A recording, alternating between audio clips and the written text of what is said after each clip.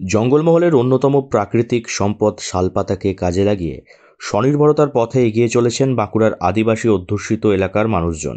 2026 সালের গঙ্গাসাগর মেলায় শালপাতার থালা ও বাটি সরবরাহের জন্য বরাত পেয়েছে বাঁকুড়া জেলার রায়পুর ব্লকের DRMS ল্যাম্পস এবং সারেঙ্গা ব্লকের CNGS ল্যাম্পস।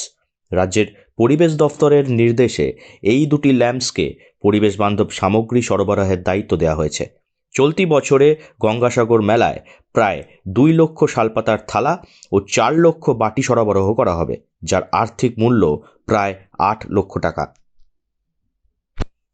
ল্যাম্প সূত্রে জানা গিয়েছে, ইতিমধ্যেই থালা ও বাটি তৈরির কাজ সম্পন্ন হয়েছে এবং মঙ্গলবার গাড়িতে করে সেই সামগ্রী গঙ্গাসাগর বকখালি উন্নয়ন পর্ষদের কাছে পাঠানো হয়।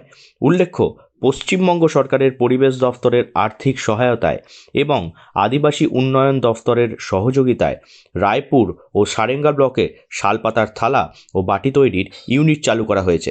এই ইউনিটগুলিতে এলাকার আদিবাসী স্বনির্ভর গোষ্ঠীর মহিলারা ও পুরুষরা নিয়মিত কাজ করছেন, ফলে তাদের বাড়তি আয়ের সুযোগ তৈরি হয়েছে।